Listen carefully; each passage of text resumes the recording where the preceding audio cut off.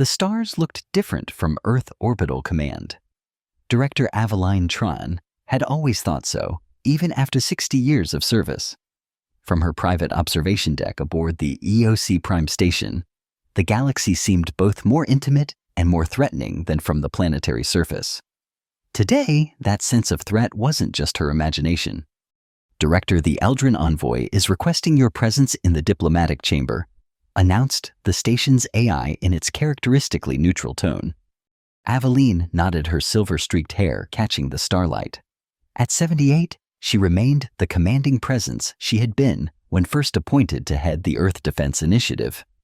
Her narrow eyes, sharp with intelligence, surveyed the vast expanse of space before her one last time before she turned away. "Tell Ambassador Malin I'll be there shortly." As she walked the curved corridor to the diplomatic chamber, her mind ran through the 6 decades of preparation that had led to this moment. 60 years of Earth pretending to be technologically inferior while building the most sophisticated defense network in known space. 60 years of intelligence gathering on the Eldrin Empire and their conquest of over 200 worlds. 60 years of waiting for the inevitable. The Galactic Alliance, dominated by the Eldrin, had always viewed Earth as merely another entry on their list of biological resource extraction targets. They had no idea what humanity had been preparing while maintaining the facade of a low-tier civilization. Ambassador Virex Malin stood as Aveline entered the chamber, his purple-tinted skin gleaming under the artificial light. The Eldron's height, nearly 7 feet, was meant to intimidate, as was the elaborate ceremonial armor that adorned his slender frame. 6 attendants flanked him, all wearing expressions of cool superiority. Director Tran, Malun began without preamble. The Sovereign Council has grown impatient with Earth's continued resistance to proper integration. Your planet has been classified as an agricultural and labor resource zone for the past 30 cycles. Your delays are unacceptable. Aveline took her seat at the oval table, deliberately unhurried. Ambassador? As I've explained in our previous 17 meetings, Earth is still evaluating the terms of the proposed integration.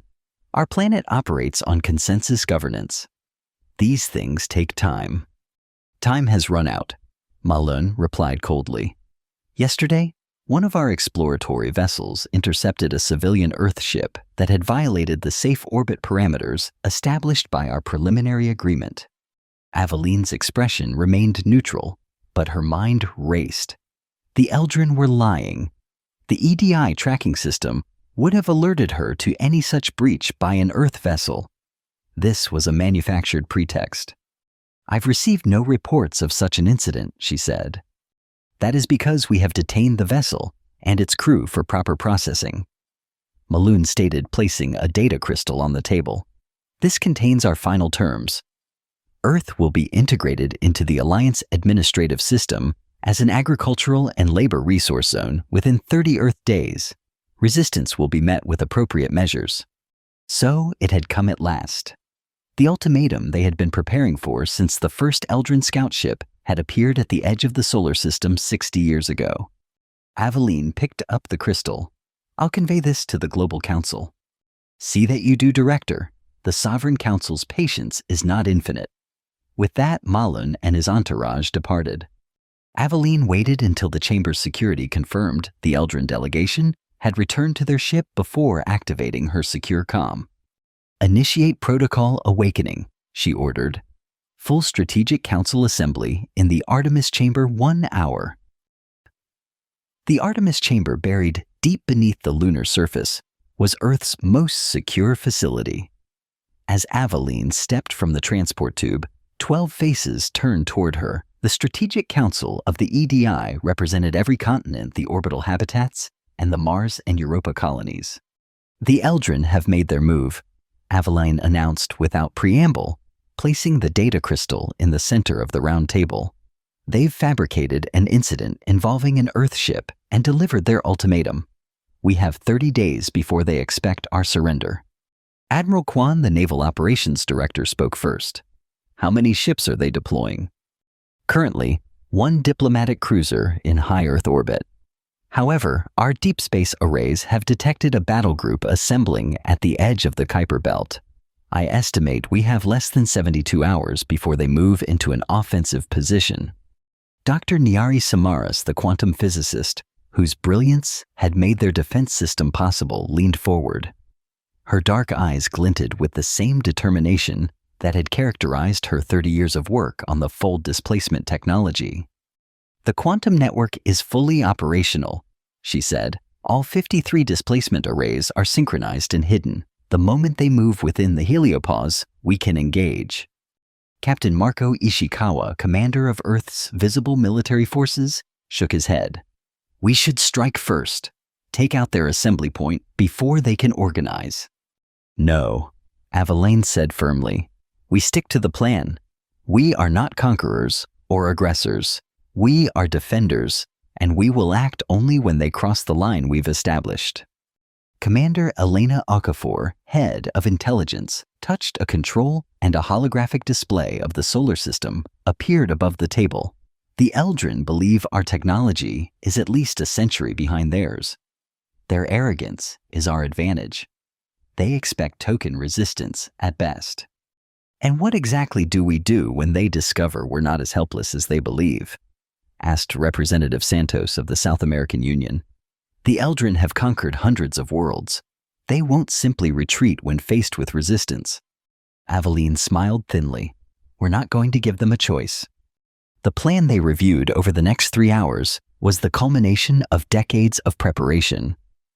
Earth would not merely resist it, would demonstrate to the entire Galactic Alliance that humanity would not be subjugated.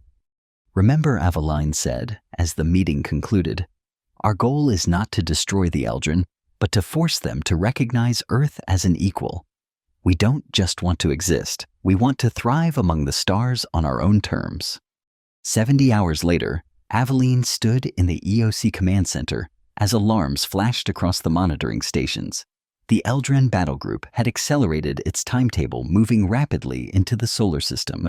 15 vessels cruiser class and above, reported the tactical officer. "They're approaching Neptune's orbit." "Have they detected our defense grid?" Aveline asked.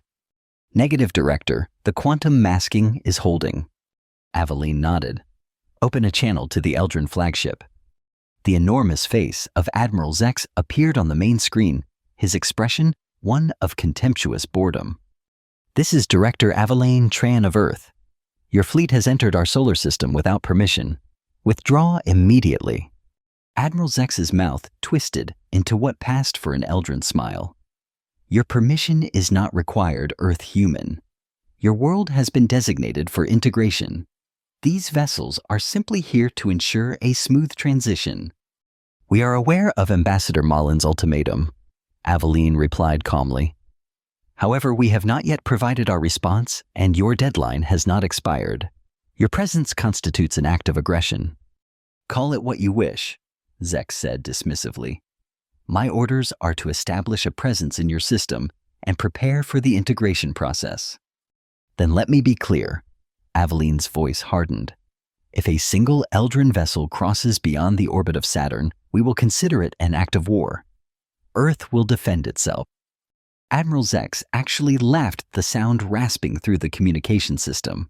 "With what our scans show, your defensive capabilities consist of a few hundred primitive missiles and a handful of short-range fighters. Be reasonable, Director. Accept the inevitable with dignity. You've been warned, Admiral. The choice is yours." Aveline cut the transmission. "They're continuing their approach," announced the tactical officer.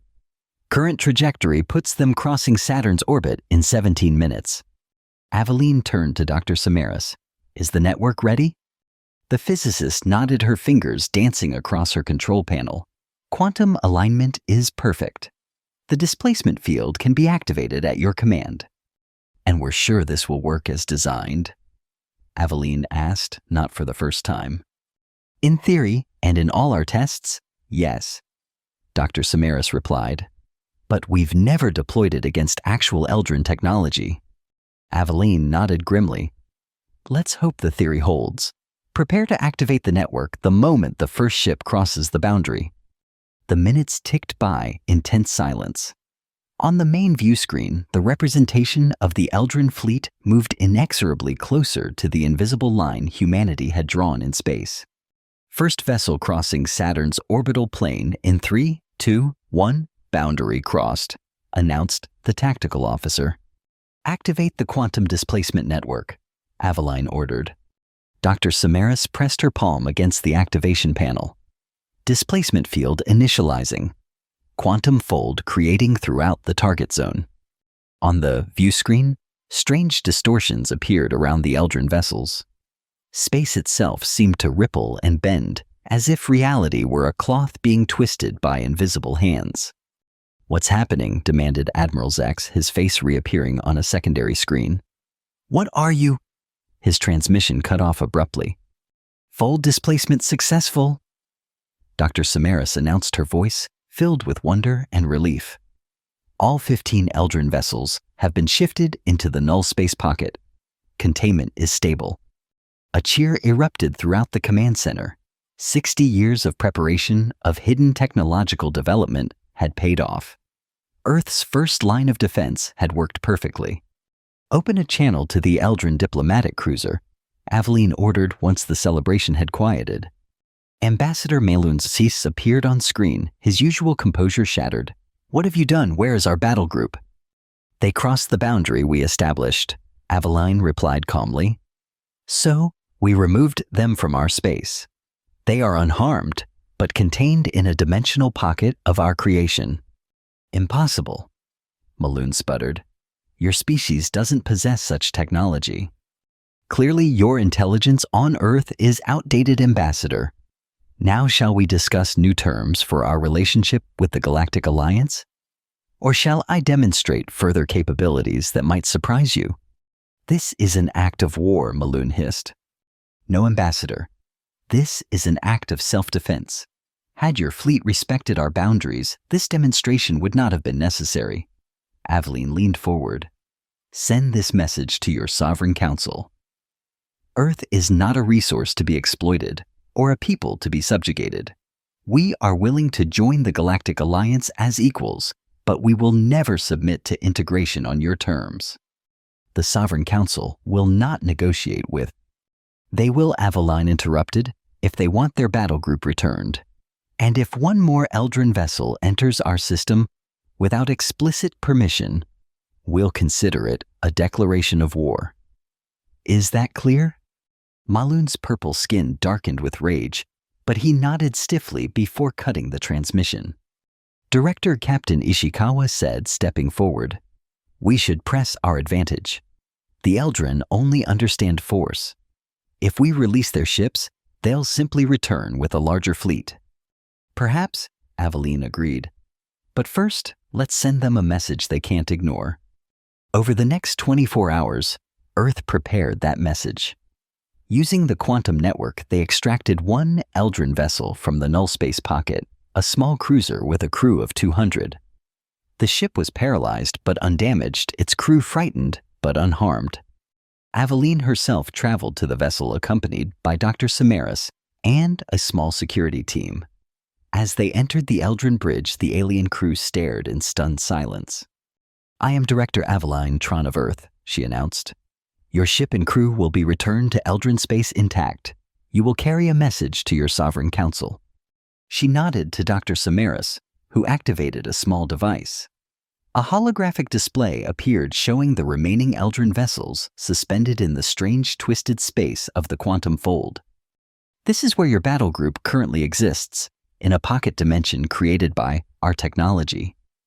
They are alive and unharmed, but they will remain there until the Sovereign Council agrees to our terms." Aveline paused, letting the implications sink in. "Should your leaders choose to respond with violence, understand this: next time we may not guarantee their survival." The Eldrin captain, a stern-faced officer named Drez, found his voice. "The Council will never agree to be blackmailed by a species they consider inferior. Then they will need to reconsider their assessment of our species," Aveline replied. "We've prepared a data packet for your Council. It contains our terms for the release of your battle group and our conditions for future relations with the Alliance. You have 48 hours to deliver it and return with their response." The Eldrin cruiser departed Earth space under escort, carrying not just Aveline's formal message, but the stunning revelation that humanity possessed technology the Eldrin had believed impossible. In the Artemis chamber, the Strategic Council gathered again to prepare for the fallout. "They'll return with everything they have," Captain Ishikawa warned. "The Eldrin cannot allow this challenge to go unanswered." "I'm not so sure," Commander Okafor countered. "Our intelligence suggests the Eldrin Empire is not as monolithic as it appears. There are factions within the Sovereign Council that have been advocating for a different approach to expansion." "Commander Okafor is right," Aveline said. "The Eldrin have never encountered a species that could match their technological capabilities. This will force a reassessment, and that creates an opportunity for the moderate voices in their government." "And if it doesn't?" asked Admiral Kwan. Aveline's expression hardened. "Then we demonstrate that we haven't shown them everything we can do." The wait was tense. Earth's military forces remained on high alert, and the quantum network hummed with power, ready to respond to any incursion. But when the Eldrin returned, it wasn't with a larger battle fleet. A single diplomatic vessel, larger and more ornate than Ambassador Malin's cruiser, appeared at the edge of the solar system, broadcasting a request for safe passage. "It's the Sovereign Arbiter's personal vessel." Commander Okafor reported, unable to hide her surprise. The Arbiter is the head of the Eldrin Diplomatic Corps and a direct representative of the Sovereign Council itself. Aveline nodded thoughtfully. "Grant them permission to approach Earth orbit. Prepare the orbital conference facility." The meeting that followed would later be recognized as the moment that changed Earth's place in the galaxy.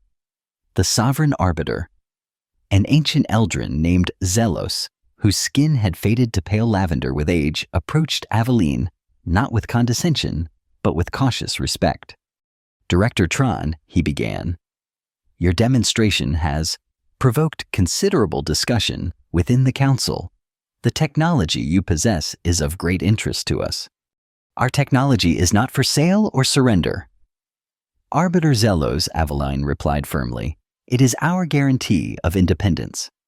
"Of course." The old Eldrin inclined his head slightly. "But perhaps there is room for cooperation rather than conquest." What followed was 3 days of intense negotiation broadcast throughout the Galactic Alliance. The sight of Eldrin representatives treating humans as equals sent shockwaves through 100 worlds. Species that had submitted to Eldrin rule for generations watched in amazement as humanity carved out terms that no other world had managed to secure. "We will release your battle group as a gesture of good faith," Aveline declared on the final day of negotiations. "But understand this, Earth will not be categorized as a resource. We will join the Alliance as a full member with all the rights and protections that entails." Arbiter Delos studied her for a long moment before nodding. "The Council has authorized me to accept these terms. Earth will be recognized as a sovereign member of the Galactic Alliance." He paused. "However, there is a condition. And that is, the Council requests information on the quantum displacement technology. Not the technology itself," he added quickly, seeing Aveline's expression harden, "but a theoretical understanding of its principles." Aveline exchanged glances with Dr. Samaras, who gave a slight nod. "We will share some theoretical aspects of the technology," Aveline agreed, "but the practical applications and implementation will remain Earth's alone until we're satisfied with our position in the Alliance." The agreement was signed that day, the Treaty of Earth as it would come to be known. As promised, the Eldrin battle group was released from the quantum fold, their crews disoriented but unharmed. They returned to Eldrin space with tales of impossible technology and a new respect for the species they had dismissed as primitive. In the days that followed, Earth was inundated with diplomatic requests from across the Alliance.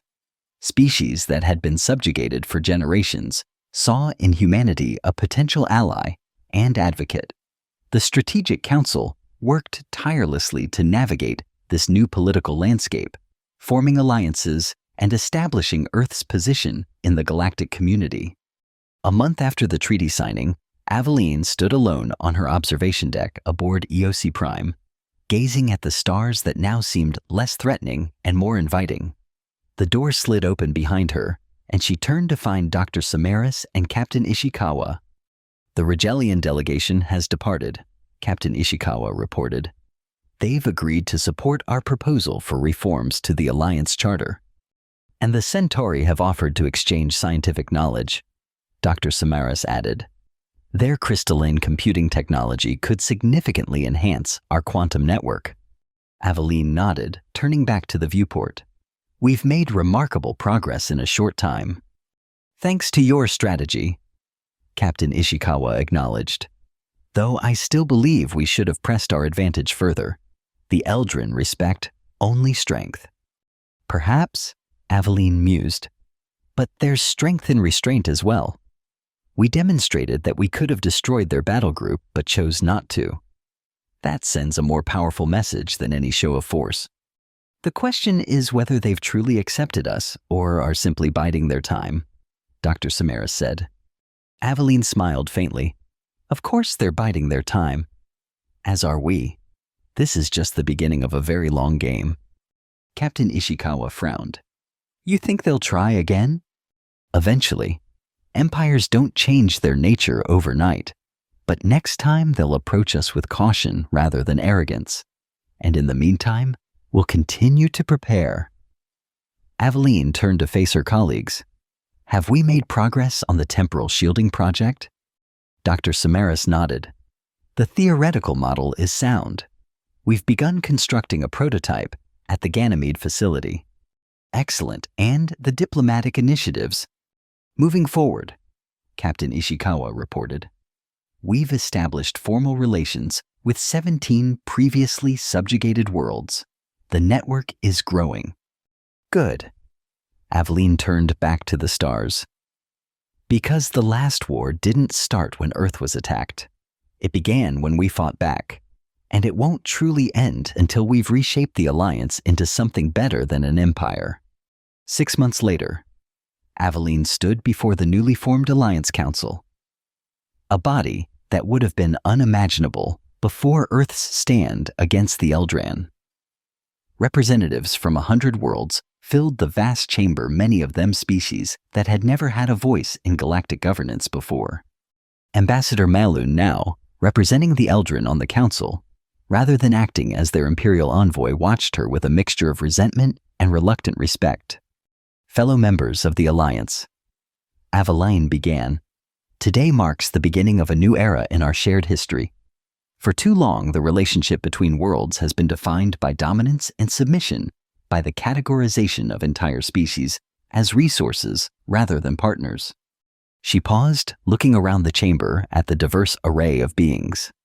Some were humanoid, others utterly alien in form, but all were united by a common desire, the right to determine their own destiny. Earth stood against this paradigm, not because we sought conflict, but because we believed in something better. We believed that true strength comes not from conquest, but from cooperation, not from exploitation, but from mutual respect. In the back of the chamber, Dr. Samaras watched with pride. The technology she had helped develop had given Earth its edge, but it was Aveline's vision that had transformed that advantage into something more than just another form of dominance. "The reforms we've implemented over these past months are just the beginning," Aveline continued. "The transition from an empire to a true alliance of equals will not be easy or quick. There will be resistance, there will be setbacks, but the path forward is clear." Ambassador Malun rose from his seat. "Director Tron speaks of equality and cooperation," he said, his voice carrying throughout the chamber. "Yet Earth still retains technological advantages it refuses to share. How is this different from the dominance you claim to oppose?" A murmur ran through the assembly. It was a question many had pondered, but few had dared to voice. Aveline nodded, acknowledging the challenge. "A fair question, Ambassador. Earth retains certain technologies because history has taught us that power once surrendered is seldom regained. but we have shared significant advancements with our allies and have established the Open Science Initiative to promote collaborative research. She stepped away from the podium and walked toward Malin, stopping directly before him. The difference, Ambassador, is choice. We do not force our will upon others. We do not categorize entire civilizations as resources. We offer partnership, not subjugation. She turned to address the entire assembly again. Each world represented here today has its own unique strengths, its own knowledge, its own resources. In the old paradigm, these differences were exploited to create hierarchy. In our new alliance, they become the foundation for unprecedented collaboration. The speech continued for another 30 minutes, outlining specific proposals for trade scientific cooperation and mutual defense. By the time Aveline concluded, the chamber was filled with a sense of possibility that had been absent from galactic politics for centuries. As the assembly adjourned, Aveline found herself approached by a delegation from Proxima Centauri, a world that had been among the first to be conquered by the Eldrin generations ago. Director Tran, aboard, said their leader, a being whose translucent skin pulsed with complex patterns of light. Your words give hope to worlds that had forgotten the meaning of the concept. But hope alone cannot sustain us. What guarantees can Earth provide that the reforms you champion will endure? Aveline considered the question carefully. No single world can guarantee the future of the Alliance, not even Earth. That's precisely why these reforms are designed to distribute power rather than concentrate it. The best guarantee is the commitment of worlds like yours to never again accept domination as inevitable. The Centaurian skin flickered with patterns that the translator interpreted as thoughtful acknowledgement. A wise answer. My people have lived under Eldrin rule for 7 generations. We have forgotten much of our own culture, our own science. We will need help to reclaim our independence, even within this new alliance. And you will have it, Aveline promised. Earth is establishing educational and scientific exchanges with all willing worlds. Your people will not stand alone. As the Centaurian delegation departed, Ambassador Malun approached. Without his entourage and ceremonial armor, he seemed smaller, somehow less imposing. A stirring performance, Director, he said, his tone carefully neutral. You've become quite the galactic statesperson. Not a performance, Ambassador, a vision I genuinely believe in. Malun's eyes narrowed. Even for the Eldrin, the conquerors you so elegantly vilify. Especially for the Eldrin, Aveline replied without hesitation. Your people built an empire because you believed it was the only way to ensure your survival and prosperity. I'm offering an alternative that benefits everyone, including you. Some among my people see you as a threat greater than any we faced in a millennium, Malun said quietly. And others, a flicker of something uncertainty perhaps crossed Malun's features. Others are beginning to ask uncomfortable questions about the empire we've built. Questions that might never have been asked if Earth had simply submitted like every other world. Change is never comfortable, Ambassador, but it's often necessary. Malun studied her for a long moment. You truly believe this new alliance can work? That species with vastly different technologies, cultures, and ambitions can coexist as equals? I do, Aveline said firmly. Because the alternative is endless cycles of dominance and resistance, of empires rising and falling through conflict. There must be a better way, and Earth is committed to finding it. Malun departed without further comment, but Aveline sensed that their conversation had shifted something in the Eldrin's perception. Later that evening, as Aveline prepared to return to Earth, Dr. Samaras joined her in the orbital shuttle bay.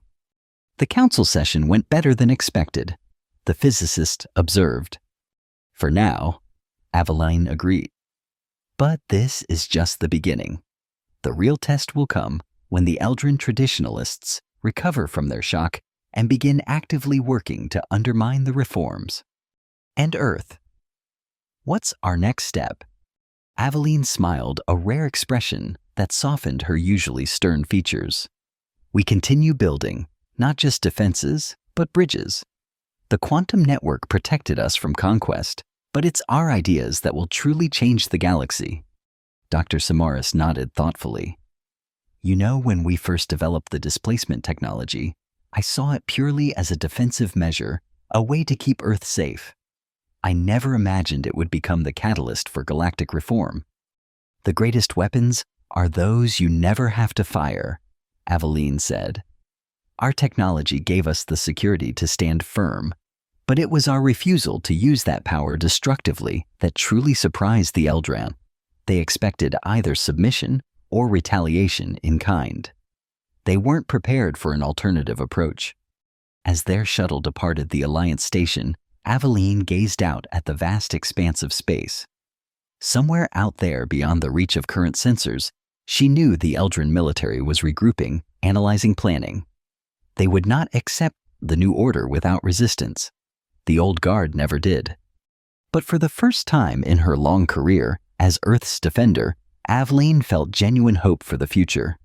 The last war had started when Earth finally fought back, not with destruction, but with the radical notion that power need not corrupt, that strength could be used to lift others rather than subjugate them. It was a war of ideas now, not weapons. And in that arena, humanity's creativity and adaptability might prove to be its greatest assets. As Earth came into view, a blue jewel against the blackness of space, Aveline thought of all the generations that had worked in secret to prepare for this moment. They had built their defenses not out of fear or hatred, but out of a determination to chart their own course among the stars. The last war started when Earth finally fought back, she murmured, echoing the thought that had guided her through decades of preparation and the tense days of confrontation. But it will end when fighting itself becomes unnecessary. That day might lie far in the future, beyond her lifetime perhaps. But for the first time, it seemed possible. And that possibility was worth everything they had risked. As the shuttle began its descent toward home, Aveline made a silent promise to the planet that had nurtured humanity through its long evolution and its difficult childhood among the stars. Earth would not merely survive in this vast, complex galaxy. It would help transform it into something better than anyone human or Eldran had dared to imagine. The last war had begun with Earth's defiance. But its true legacy would be peace, not imposed through fear or dominance, but built on the revolutionary idea that different worlds could stand as equals under the same stars.